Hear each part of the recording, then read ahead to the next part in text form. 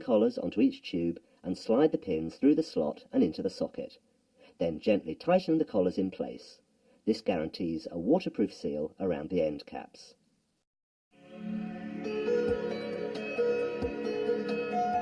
The key to a successful and thriving aquarium is controlling water quality.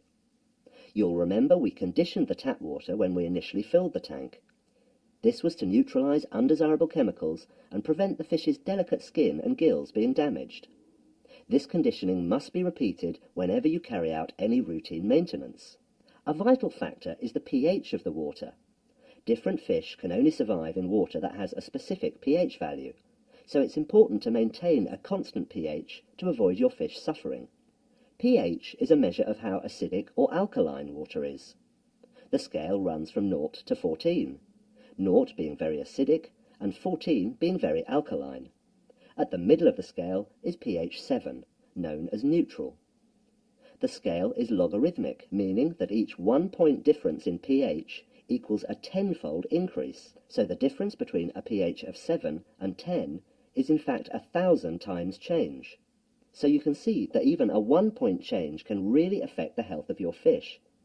That's why it's important to check with your fish retailer what pH value your chosen fish require, and to make sure you don't mix fish which require different pH values.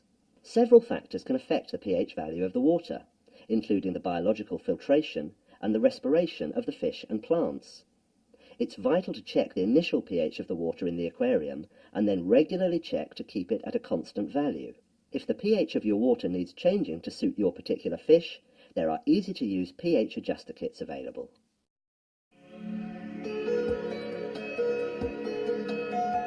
As we explained earlier, plants require carbon dioxide to thrive, and as a byproduct, they produce the oxygen that your fish will need. The fish, in turn, produce carbon dioxide as a byproduct, which the plants can then use. It's this balanced cycle that keeps the whole aquarium healthy. Unfortunately, other factors can upset this balance, the most dangerous of which are the organic waste products which the fish produce. These are high in ammonia and can easily upset the balance in the tank.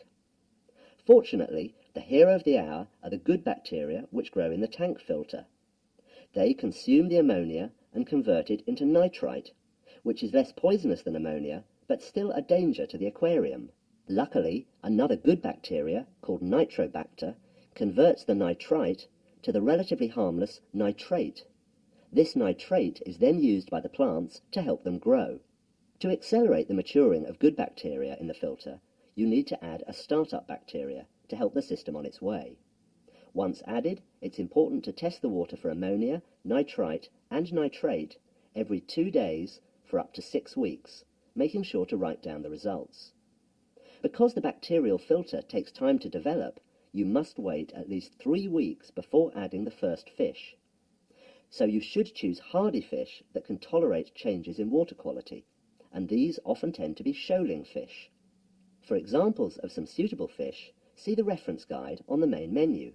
For an extended reference guide, visit www.houndstarfilms.com and see our 101 Tropical Freshwater Fish DVD.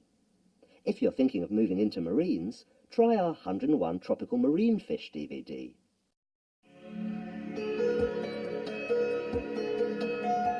When buying fish, always go to a reputable retailer who is a member of an aquatic trade association, such as OATA. This shows they take the welfare of their fish seriously. Only buy if you feel the tanks are clean and the fish look healthy. All tanks should have clear labels with details such as the maximum size the fish will grow to, their food requirements, and whether they're peaceful community fish or aggressive species. The fish should then be transferred to plastic bags, with both enough water for them to swim and enough air for their oxygen requirements. To ensure no fish get trapped in the corners of the bags, they should be taped up. When adding the fish, float the bag in the aquarium for at least 15 minutes so as to equalize the water temperatures. Rolling down the bag into a collar can help fresh air in and stale air out. To prevent any pH shock to the fish, simply add ½ an inch or 12 millimeters of aquarium water to the bag at 2-minute intervals over the next 15 minutes. Then hold the bag just below the surface of the water and the fish should swim out into the aquarium. At the end of this 3rd week, and every one up to and including week 8, It's important to do a 25% water change to reduce any harmful levels of nitrate. In the 4th week, the biological filter is starting to process the fish waste, but it's important to still keep a check on the ammonia and nitrite levels. By week 5, a few more fish can be added to the aquarium. The biological filter is now maturing. In the 6th week, the filter is easily coping with additional fish. When the last batch of fish are added in week 7, the bacteria in the filter are now strong enough to adapt quickly to any changes. By week 8, the biological filter is fully mature. When you have checked the nitrate levels, you can then introduce more vulnerable, sensitive fish. All tank setups take varying times to mature, but once your filter has sufficient bacteria to deal with the waste, your testing kits will show 0 readings for nitrite and ammonia and minimal amounts of nitrate.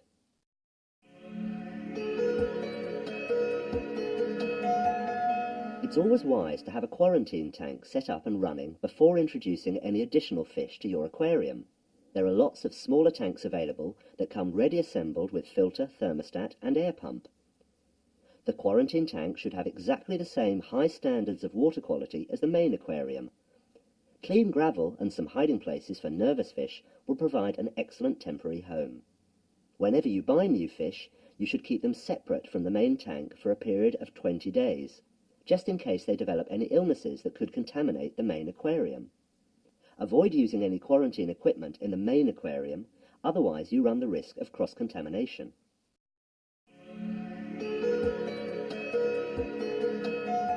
Feeding is the ideal time to check that all your fish are looking healthy and active. Initially, you should feed once a day, but after 2 months, when the biological filter is established, increase to twice daily. The most practical food for community fish is a complete food, flake or pellet. Flakes are good for small to medium-sized fish, with pellets for the larger fish and bottom feeders. To gauge the right amount, start with a small pinch. If it's all eaten within about 5 minutes, add a little more until the fish ignore it. Remove what's left to avoid polluting the water, and don't be tempted to overfeed.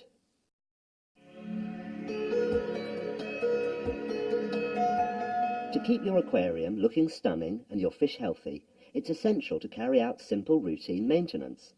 Every day, check the water temperature and look out for dead fish. Are the internal filter and lights working? Every 7 to 14 days, test the water quality. Clean the glass to prevent any algae build-up. Remove dead leaves. Vacuum the substrate with a gravel cleaner. Replace 15% of the water with conditioned water of the same temperature. Renew the yeast sugar solution in the CO2 system. And lastly, feed the plants with a liquid fertilizer. Every month it's essential that the filter is cleaned. When dismantling the filter, place the parts in old aquarium water in a bucket. Every 4 to 6 weeks, change the activated carbon filter. Always rinse the foam in the bucket of aquarium water. Check the impeller for any damage. Every 6 to 12 months, you should replace the fluorescent tubes before they give out. Over a period of time, the foam will begin to age and lose its shape. Just replace half the amount. This way you are still keeping some valuable good bacteria. Always rinse it in the bucket of aquarium water. Under no circumstances use tap water, because it will kill the beneficial bacteria that we want to keep in the filter. With the filter pump, check the impeller for any wear and tear, and replace if necessary.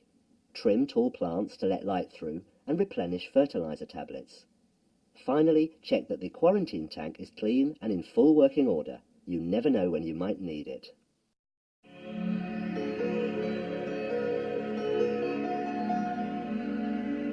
With proper routine maintenance, your aquarium should provide you with a vibrant and ever-changing landscape for years to come.